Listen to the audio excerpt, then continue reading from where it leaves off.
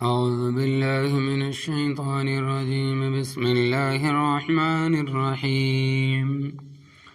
ومن يرغب عن ملة إبراهيم إلا من سفي نفسه ولقد اصطفيناه في الدنيا وإنه في الآخرة لمن الصالحين. إذ قال له ربه أسلم قال أسلمت لرب العالمين. ووصى بها إبراهيم بنيه ويعقوب يا بني إن الله اصطفى لكم الدين فلا تموتن إلا وأنتم مسلمون. أم كنتم شهداء إذ حضر يعقوب الموت إذ قال لبنيه ما تعبدون من بعدي قالوا نعبد إلهك وإله آبائك إبراهيم وإسماعيل وإسحاق إلها واحدا ونحن له مسلمون. تلك أمة قد خلت لها ما كسبت ولكم ما كسبتم ولا تسألون عما كانوا يعملون.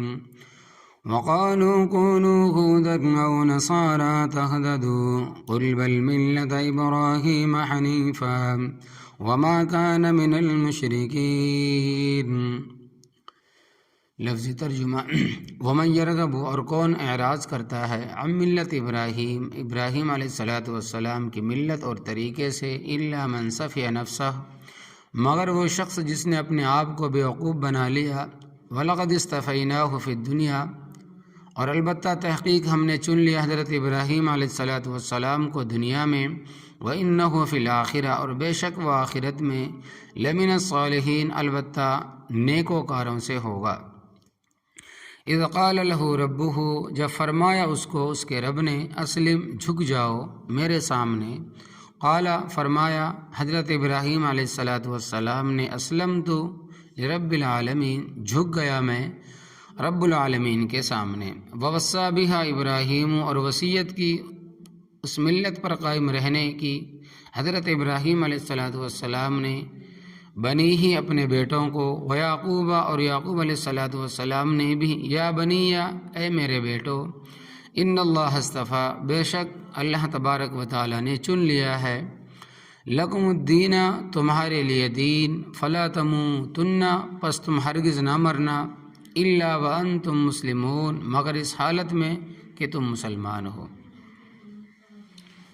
ام کنتم شہداء، کیا تم حاضر تھے، اذ حضر یعقوب الموت، جب حاضر ہوئی یعقوب علیہ السلام کے پاس موت، اذ قال لبنیہ، جب کہا انہوں نے اپنے بیٹوں سے، ما تعبدون من بعدی، کس کی تم عبادت کرو گے میرے بعد؟ قالوا، کہا انہوں نے، نعبد الہک، ہم عبادت کریں گے تیرے معبود کی، و الہ آبائک، اور تیرے باپ دادا کے معبود کی، ابراہیم و اسماعیل و اسحاق، جو حضرت ابراہیم اور حضرت اسماعیل اور حضرت اسحاق علیہ السلام تھے، الہ واحدہ، جو ایک ہی الہ ہے، ونحن له مسلمون، ہم اسی کے فرما بردار ہے۔ تلک امۃ قد خلت، یہ ایک گروہ تھا، تحقیق وہ گزر گیا، لہا ما کسبت، اس کے لیے ہے جو اس نے کمایا، ولکم ما کسبتم، اور تمہارے لیے ہے جو تم نے کمایا، ولا تسألون، اور تم سے سوال نہیں کیا جائے گا، اما کانوا یعملون، ان چیزوں کے بارے میں جو وہ کرتے تھے۔ وقالوا، اور کہا انہوں نے، کونوا ہودن او نصارا، ہو جاؤ تم یہودی یا نصرانی، تہتدوا، ہدایت پا جاؤ گے، قل، آپ صلی اللہ علیہ وسلم کہہ دے، بل ملت ابراہیم حنیفا، بلکہ ہم ملت ابراہیمی کی پیروی کریں گے جو ایک طرف ہونے والے تھے، وما کان من المشرکین، اور نہیں تھے وہ شرک کرنے والوں میں۔ اس سے پہلے رکوع میں کعبۃ اللہ کی تعمیر کا ذکر تھا۔ کعبۃ اللہ کو حضرت ابراہیم اور حضرت اسماعیل علیہ السلام نے مل کر تعمیر کیا اور 25 دن میں مکمل کر دیا۔ بعض مفسرین کرام رحمہ اللہ نے لکھا ہے کہ کعبۃ اللہ کا درجہ زمین کے تمام ٹکڑوں سے بلند ہے، سوائے زمین کے اس ٹکڑے کے جہاں نبی کریم صلی اللہ علیہ وسلم مدفون ہے، کہ اس کا درجہ کعبۃ اللہ، عرش، کرسی، حتیٰ کہ لوح سے بھی بلند ہے۔ تو کعبۃ اللہ کی تعمیر اور حضرت ابراہیم علیہ السلام کے کارناموں کے بعد اللہ تبارک و تعالیٰ فرماتے ہیں کہ جو شخص ان کے طریقے سے چہرہ پھیرے گا وہ بیوقوف آدمی ہے۔ اللہ تبارک و تعالیٰ کا ارشاد، ومن یرغب، اور کون اعراض کرتا ہے، عن ملت ابراہیم علیہ السلام کی ملت اور طریقے سے، الا من سفیہ نفسہ، مگر وہ شخص جس نے اپنے آپ کو بیوقوف بنا لیا۔ ظاہر بات ہے کہ حضرت ابراہیم علیہ السلام کی ملت اس مذہب کا نام تھا جو اللہ تبارک و تعالیٰ کی طرف سے نازل کیا گیا تھا، اور حضرت ابراہیم علیہ السلام نے اس پر عمل کیا اور اس کو اپنایا، تو اس مذہب سے وہی شخص اعراض کرے گا، چہرہ پھیرے گا جو بیوقوف ہوگا۔ اللہ تبارک و تعالیٰ فرماتے ہیں کہ وَلَقَدِ اصْطَفَيْنَاهُ فِي الدُّنْيَا، اور البتہ تحقیق ہم نے چن لیا حضرت ابراہیم علیہ السلام کو دنیا میں۔ حضرت ابراہیم علیہ السلام کو اللہ تبارک و تعالیٰ نے بہت بلند مقام اور فضیلت عطا فرمائی ہے۔ البتہ متعدد دلائل سے ثابت ہے کہ حضرت محمد الرسول اللہ صلی اللہ علیہ وسلم کو فضیلت کلی، یعنی تمام کائنات پر فضیلت حاصل ہے۔ اللہ تبارک و تعالیٰ نے جو کمالات حضرت صلی اللہ علیہ وسلم کو عطا فرمائے ہیں وہ اور کسی کو نہیں عطا فرمائے۔ خصوصاً آپ صلی اللہ علیہ وسلم کا خاتم النبیین ہونا بہت بلند مقام۔ آپ صلی اللہ علیہ وسلم کی فضیلت کلی کی دو دلیلیں نہ ہوتی تو یہ آیت کریمہ اور اس قسم کی دوسری آیت بتاتی ہے کہ حضرت سیدنا ابراہیم علیہ السلام کا درجہ سب سے بلند ہے، مگر آپ صلی اللہ علیہ وسلم کو اللہ تبارک و تعالیٰ نے اتنے کمالات عطا فرمائے کہ اللہ تبارک و تعالیٰ نے کسی پیغمبر کو نہیں عطا فرمائے، لہذا حضرت صلی اللہ علیہ وسلم کا مقام تمام مخلوقات سے بلند ہے، اور آپ صلی اللہ علیہ وسلم کے بعد مخلوق میں سب سے بلند مقام حضرت سیدنا ابراہیم علیہ السلام کا ہے۔ جن علماء کرام نے عقائد پر کتابیں لکھی ہیں وہ لکھتے ہیں کہ حضرت ابراہیم علیہ السلام کے بعد حضرت موسیٰ علیہ السلام کا درجہ ہے، وہ بڑے رتبے اور شان والے پیغمبر تھے، تو حضرت ابراہیم علیہ السلام کا درجہ نبی کریم صلی اللہ علیہ وسلم کے بعد سب سے بلند ہے۔ اللہ تبارک و تعالیٰ فرماتے ہیں اور آگے فرماتے ہیں کہ پیغمبر فرشتوں سے افضل ہے، پیغمبر جو ہے وہ فرشتوں سے بہت افضل ہے۔ وَإِنَّهُ فِي الْآخِرَةِ لَمِنَ الصَّالِحِينَ، اور بے شک وہ آخرت میں البتہ نیک و کاروں میں سے ہوگا۔ پیغمبر سے بڑھ کر صالح کون ہو سکتا ہے؟ پھر وہ پیغمبر جو پیدائش سے لے کر وفات تک امتحانوں میں ہی رہا ہو، جس کی تفصیل قرآن کریم میں موجود ہے۔ اور یہ بھی یاد رکھنا کہ پیغمبروں کا درجہ اور مقام فرشتوں سے بلند ہے، اگرچہ فرشتے نوری مخلوق ہے اور پیغمبر انسان بشر اور آدمی تھے، لیکن اللہ تبارک و تعالی نے نبوت اور رسالت کا منصب اتنا بلند کر رکھا ہے کہ فرشتوں کا درجہ اور مقام پیغمبروں سے کم ہے، اور اسی لیے انسان مجموعی لحاظ سے اشرف المخلوقات ہے کہ انسانوں میں اللہ تبارک و تعالیٰ کے رسول آئے ہیں، ان کی وجہ سے انسان کا پلڑا بھاری ہو گیا ہے، اور مجموعی لحاظ سے فرشتے انسان کا مقابلہ نہیں کر سکتے۔ فرمایا اذ قال له ربه اسلم، جب فرمایا اس کو اس کے رب نے جھک جاؤ میرے سامنے، قالا، تو حضرت ابراہیم علیہ السلام نے بغیر کسی قیل و قال کے، بغیر کسی حجت و دلیل کے کہا اسلمت لرب العالمین، جھک گیا میں رب العالمین کے سامنے، جھک گیا میں رب العالمین کے سامنے، فرما بردار ہو گیا رب العالمین کا جو سارے جہانوں کا پالنے والا ہے۔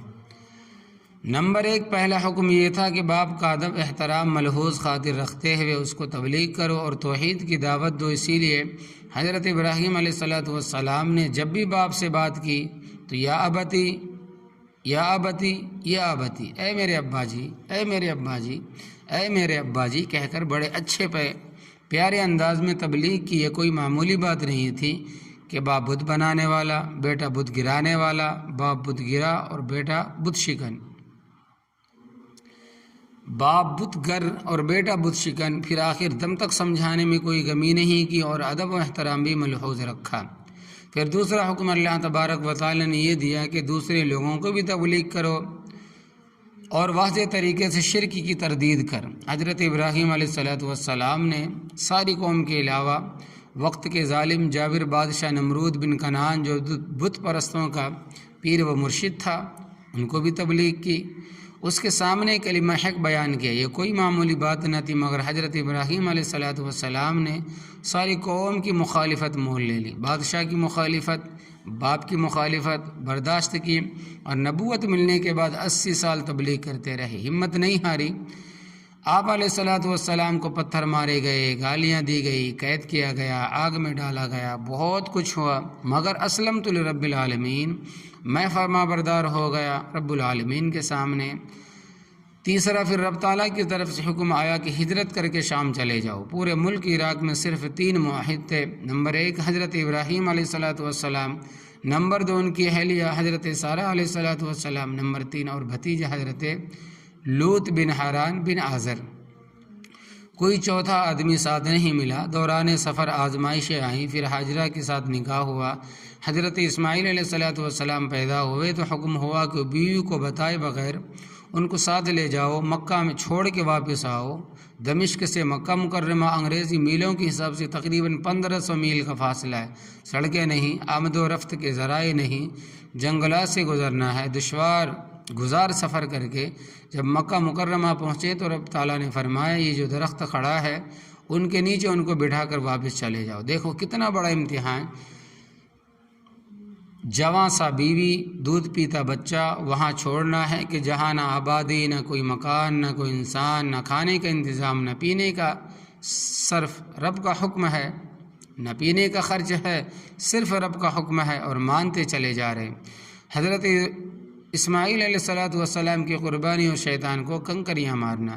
پھر وہی بچہ جب کام کاج کی عمر کو پہنچتا ہے تو رب تعالیٰ حکم دیتے ہیں کہ اس کو ذبح کر دو۔ کوئی حجت نہیں، کوئی دلیل نہیں، کوئی کیل و کال نہیں، اے پروردگار ایک ہی تو بچہ ہے، اس کو بھی ذبح کر دو۔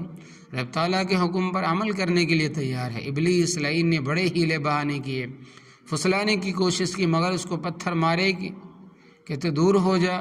یہ حاجی حضرات جمرات کی رمی کرتے ہیں، جمرہ عقبہ، جمرہ اولا اور جمرہ ثانیہ، شیطانوں کو مارتے ہیں۔ یہ وہی جگہ ہے جہاں شیطان حضرت ابراہیم علیہ السلام کو پھسلانے کے لیے آیا تھا اور انہوں نے اس کو پتھر مارے تھے۔ حضرت ابراہیم علیہ السلام جب حضرت اسماعیل علیہ السلام کو ذبح کرنے کے لیے مینا کی طرف لے جا رہے تو شیطان بڑا بزرگ بن کر آیا اور کہنے لگا حضرت اس کو لے کر کہاں جا رہے ہو؟ فرمایا میں اس بچے کو رب تعالیٰ کی رضا کے لیے ذبح کرنے کے لیے جا رہا ہوں۔ کہنے لگا تمہارے کتنے بچے؟ فرمایا ایک ہی ہے، یہی۔ کہنے لگا اس کو ذبح کرنا گوارا کر لو گے؟ فرمایا رب تعالیٰ کا حکم ہے۔ کہنے لگا رب تعالیٰ کا حکم سراخوں پر، مگر اس کا مطلب سمجھنا چاہیے کہ اس میں کوئی اور قسم کا اشارہ ہوگا، یعنی ذبح کرنا مقصود نہ ہوگا، کچھ اور مراد ہوگی۔ حضرت ابراہیم علیہ السلام نے اللہ اکبر کہہ کر شیطان کو 7 کنکر مارے، مگر وہ شیطان خبیث تھا، آگے جا کر پھر سامنے آ گیا اور کہنے لگا رب تعالیٰ کے حکم میں تو کوئی کیل و کال نہیں ہے، مگر سوچو اس کا مفہوم کوئی اور ہوگا۔ پھر حضرت ابراہیم علیہ السلام نے اس کو اللہ اکبر کہہ کر 7 کنکر مارے۔ اللہ تبارک و تعالیٰ سب سے بڑا، اس کا حکم ماننا تو باز آ جا، اس کا حکم مجھے ماننا ہے تو باز آ جا شیطان۔ پھر تیسری مرتبہ سامنے آ کر کھڑا ہو گیا اور وہی بات دہرائی۔ پھر حضرت ابراہیم علیہ السلام نے اللہ اکبر کہہ کر 7 کنکریاں ماری۔ یہ رمی جمار حضرت ابراہیم علیہ السلام کی سنت ہے اور حکماً واجب ہے۔ اگر کسی سے رہ جائے تو قربانی دینی پڑتی ہے۔ اگر کوئی معذور ہے، بہت بوڑھا ہے یا وہاں جا کر بیمار ہو گیا ہے، خود رمی نہیں کر سکتا تو اب اس کو نائب بنانے کی اجازت ہے، مگر وہ نائب پہلے اپنی رمی کرے گا پھر اس کی طرف سے رمی کرے گا۔ انبیاء علیہ السلام اور علم غیب، اے نوجوانوں یہاں ایک اور بات بھی سمجھ لو کہ غلط کار لوگ کہتے ہیں کہ پیغمبر سب کچھ جانتے ہیں۔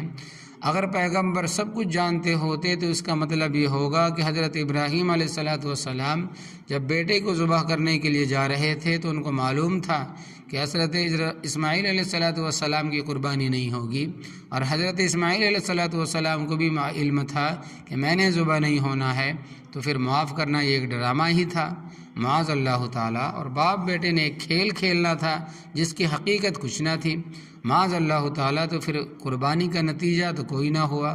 حالانکہ یہ حقیقت ہے کہ باپ حقیقتاً قربانی کرنے کے لیے جا رہا تھا اور بیٹا حقیقتاً قربان ہونے کے لیے جا رہا تھا، تو اسی وجہ سے باپ بیٹے کی عظمت دنیا والوں پر نمایاں ہوئی۔ حضرت ابراہیم علیہ السلام کے باقی بیٹے وصّا بہا ابراہیم، ہا ضمیر ملت کی طرف لوٹ رہی ہے، معنی ہوگا اور وصیت کی حضرت ابراہیم علیہ السلام نے اس ملت پر قائم رہنے کی بنی ہی اپنے بیٹوں کو۔ حضرت ابراہیم علیہ السلام کے 5 بیٹوں کا ذکر ملتا ہے، 2 کا قرآن کریم میں، حضرت اسماعیل اور حضرت اسحاق علیہ السلام، اور 3 کا ذکر تاریخ اور تورات میں آتا ہے، حضرت مدین، حضرت مدائن، حضرت قیدار رحمۃ اللہ علیہ۔ چونکہ حضرت ابراہیم علیہ السلام کی بیٹی کوئی نہیں تھی، اس لیے بیٹوں کو نصیحت فرمائی کہ اسلام نہ چھوڑنا۔ یعقوب اور یعقوب علیہ السلام نے بھی اپنے بیٹوں کو وصیت فرمائی اسلام پر قائم رہنا۔ حضرت یعقوب علیہ السلام حضرت ابراہیم علیہ السلام کے پوتے تھے، ان کو اللہ تبارک و تعالیٰ نے 12 بیٹے عطا فرمائے تھے، بیٹی ان کی بھی نہیں تھی، اس لیے انہوں نے بھی اپنے بیٹوں کو نصیحت فرمائی، یا بنیا، اے میرے بیٹو، ان اللہ اصطفیٰ لکم الدین، بے شک اللہ تبارک و تعالیٰ نے چن لیا ہے تمہارے لیے دین، فلا تموتن الا وانتم مسلمون، پس تم ہرگز نہ مرنا مگر اس حالت میں کہ تم مسلمان ہو، یعنی اسلام پر قائم رہنا، نیکی کا اختیار اور توفیق۔ پہلے لوگوں کو یہی وصیت ہوتی تھی کہ اسلام پر قائم رہنا، اعمال اچھے کرنا، آخرت کا فکر کرنا، اپنے ارادے کو درست رکھنا، کیونکہ نیکی بدی میں ارادے کا دخل ہے، جیسا تم ارادہ کرو گے اللہ تبارک و تعالیٰ ویسی توفیق عطا فرمائیں گے۔ بندہ مختار ہے، مجبور نہیں ہے۔ مثلا تم نے اپنے گھر سے مسجد میں آنے کا ارادہ کیا، اللہ تبارک و تعالیٰ نے توفیق دی اور تم آ گئے۔ جو نہیں آئے ان کو اللہ تبارک و تعالیٰ نے جبراً تو نہیں روکا کہ تم مسجد میں نہیں آ سکتے، انہوں نے آنے کا ارادہ نہیں کیا، وہ اس وقت گھروں میں سوئے ہوئے ہیں، اور ایسے بدبخت بھی ہوں گے جنہوں نے اٹھ کر سحری بھی نہیں کھائی ہوگی اور روزے بھی نہیں رکھے ہوں گے، ان کی نیت وہی تھی، لہذا وہ اپنی نیت پوری کر رہے ہیں۔ انسان نیکی بدی کرنے میں مختار ہے۔ اللہ تبارک و تعالیٰ کا ارشاد ہے، فمن شاء فلیؤمن ومن شاء فلیکفر، پس جس کا جی چاہے ایمان لے آئے اور جس کا جی چاہے کفر اختیار کرے۔ اور دوسرے مقام پر آتا ہے کہ وہدیناہ النجدین، اور ہم نے اس کو دونوں راستے دکھا دیے۔ تو رب تعالیٰ نے نیکی بدی کے دونوں راستے دکھا دیے ہیں۔ پھر جس راہ پر کوئی چلے گا، جس راستے پر کوئی چلے گا، نولہ ما تولی، پھر پھیر دیں گے ہم اس کو اس طرف جس طرف وہ پھرے گا، یعنی جس راہ کا کوئی ارادہ کرے گا، جس راستے کا کوئی نیت کرے گا، اللہ تبارک و تعالیٰ اس کی توفیق دے دیں گے۔ مطلب یہ ہے کہ بندے کو ارادے کا اختیار دیا ہے، مجبور محض نہیں ہے۔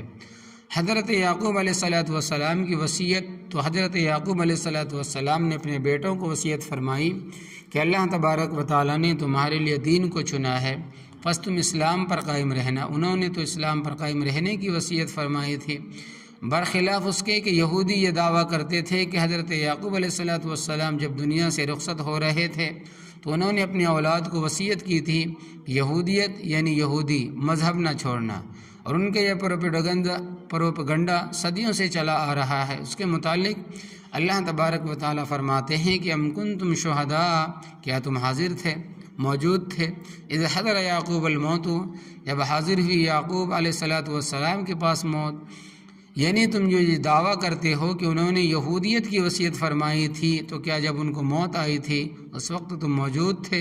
جو تمہیں معلوم ہے کہ انہوں نے یہ وصیت فرمائی تھی، اور تمہاری یہودیت تو یہ ہے کہ اتخذوا احبارہم ورہبانہم اربابا من دون اللہ، انہوں نے بنا لیا اپنے مولویوں پیروں کو رب تعالیٰ کے سوا، تو انہوں نے مولویوں پیروں کو رب بنانے کی وصیت کی تھی، معاذ اللہ تعالیٰ۔ اب تم سنو کہ انہوں نے کیا وصیت فرمائی تھی۔ جب موت حاضر ہوئی، فرمائے اللہ تبارک و تعالیٰ نے، اذ قال لبنیہ، جب کہا انہیں حضرت یعقوب علیہ السلام نے اپنے بیٹوں سے، ما تعبدون من بعدی، کس کی تم عبادت کرو گے میرے بعد؟ قالوا، کہا انہوں نے یعنی بیٹوں نے کہا، نعبد الہک و الہ آبائک، ہم عبادت کریں گے تیرے معبود کی، تیرے باپ دادا کے معبود کی، ابراہیم و اسماعیل و اسحاق، جو حضرت ابراہیم اور حضرت اسماعیل اور حضرت اسحاق علیہ السلام تھے، ان کے الہ کی عبادت کریں گے، ان کے خدا کی عبادت کریں گے، الہ واحدہ، جو ایک ہی خدا ہے، ایک ہی الہ ہے، ایک ہی رب ہے، تو یعقوب علیہ الصلوۃ والسلام نے مرتے وقت توحید کی وصیت فرمائی تھی، اور ظالموں تم نے اپنے مولویوں پیروں کو رب بنا لیا ہے، تمہاری اس یہودیت کے ساتھ ان کا کیا تعلق؟ اور یعقوب علیہ الصلوۃ والسلام کے بیٹوں نے یہ بھی کہا وَنَحْنُ لَهُ مُسْلِمُونَ، اور ہم اسی کے فرما بردار ہیں، یعنی ہم مسلمان ہی مریں گے اور اسلام پر قائم ہی رہیں گے۔ اور تم کہتے ہو کہ یہودیت کی وصیت کی تھی، فرمایا تِلْکَ أُمَّةٌ، یہ ایک گروہ تھا، حضرت ابراہیم، حضرت اسماعیل اور حضرت اسحاق علیہ الصلوۃ والسلام کا کہ قد خلت، تحقیق وہ گزر گیا، دنیا سے چلا گیا، لہا ما کسبت، اس کے لیے ہے جو اس نے کمایا، وَلَكُمْ مَا كَسَبْتُمْ، اور تمہارے لیے ہے جو تم نے کمایا، وَلَا تُسْأَلُونَ عَمَّا كَانُوا يَعْمَلُونَ، اور تم سے سوال نہیں کیا جائے گا جو وہ کرتے تھے۔ اور چونکہ حضرت ابراہیم علیہ الصلوۃ والسلام کی شخصیت بین الاقوامی طور پر مسلم تھی، اس لیے یہودی کہتے تھے کہ وہ یہودی تھی، لہذا تم یہودی بن جاؤ، اور عیسائی کہتے تھے کہ وہ عیسائی تھے، لہذا تم عیسائی بن جاؤ، اور مشرک کہتے تھے کہ وہ ہمارے تھے۔ ہر ایک فرقہ ان کو اپنے ساتھ جوڑنے کی کوشش کرتا تھا۔ اللہ تبارک و تعالیٰ نے سب کی تردید فرمائی، فرمایا اللہ تبارک و تعالیٰ نے وقالوا، اور کہا انہوں نے کونوا ہودن او نصارا، ہو جاؤ تم یہودی یا نصرانی، تہتدو، ہدایت پا جاؤ گے۔ اور قرآن کریم بڑی واضح کتاب ہے، یعنی بڑی کھلی کتاب ہے، کہ اس کے تیسرے پارے کے 15ویں رکوع میں ہے کہ اعوذ باللہ من الشیطان الرجیم بسم اللہ الرحمن الرحیم، یا اہل الکتاب، اہل کتاب یہودیوں اور نصرانیوں، لما تحاجون فی ابراہیم، تم کیوں جھگڑا کرتے ہو حضرت ابراہیم علیہ الصلوۃ والسلام کے بارے میں، کہ تم کہتے ہو کہ یہودی تھے یا نصرانی تھے۔ وما انزلت التوراۃ والانجیل الا من بعد، وما انزلت التوراۃ والانجیل الا من بعدہ، حالانکہ نہیں اتاری گئی تورات اور انجیل مگر ان کے بعد، اور تورات کا مذہب یہودی تھا اور انجیل کا مذہب نصرانیت تھا۔ اور تورات حضرت ابراہیم علیہ الصلوۃ والسلام سے تقریباً 1500 سال بعد نازل ہوئی ہے، اور انجیل تقریباً 3500 سال بعد نازل ہوئی ہے۔ تو وہ یہودی عیسائی کس طرح بن گئے؟ بڑی عجیب منطق ہے۔ کتاب اور شریعت بعد میں نازل ہوئی، اور ان کو ماننے والا پہلے آگے چلا گیا۔ اللہ تبارک و تعالیٰ کی ذات میں جھگڑا۔ افلا تعقلون، کیا تم اتنی موٹی بات بھی نہیں سمجھتے؟ ہاں انتم ہؤلاء حاجزتم فیما لکم بہ علم، خبردار تم نے جھگڑا کیا اس چیز میں جس کا تمہیں تھوڑا بہت کچھ علم بھی ہے۔ فلم تحاجون فیما لیس لکم بہ علم، پس کیوں جھگڑا کرتے ہو اس چیز میں جس کے بارے میں تمہیں علم نہیں ہے، جس کے بارے میں تم جانتے نہیں ہو۔ واللہ یعلم، اور اللہ تبارک و تعالیٰ جانتا ہے، وانتم لا تعلمون، اور تم نہیں جانتے، جو جانتا ہے وہ کہہ رہا ہے۔ حضرت ابراہیم علیہ الصلوۃ والسلام کا موحد ہونا اور مسلمان ہونا، یعنی کہ وہ موحد اور مسلم تھے۔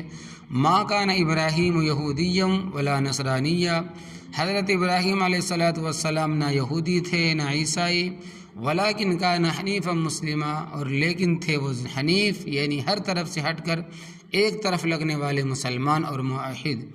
مشرکو تم بھی سن لو، وما کان من المشرکین، اور نہیں تھے وہ شرک کرنے والوں میں سے۔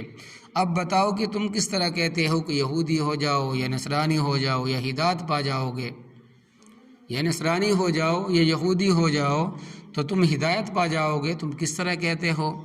قل، آپ صلی اللہ علیہ وسلم کہہ دیں، بل ملت ابراہیم حنیفہ، بلکہ ہم ملت ابراہیم کی پیروی کریں گے جو ایک طرف ہونے والے تھے، معید تھے، نہ یہودی تھے نہ عیسائی تھے اور نہ مشرک تھے۔ وما کان من المشرکین، اور نہیں تھے وہ شرک کرنے والوں میں سے، معید تھے، اور اللہ تبارک و تعالیٰ نے ان کو بڑا بلند مقام عطا فرمایا تھا۔ ہم تو ان کی ملت کی اتباع کریں گے انشاءاللہ تبارک و تعالیٰ، مرتے دم تک کریں گے، اور اللہ تبارک و تعالیٰ قبول عطا فرمائے۔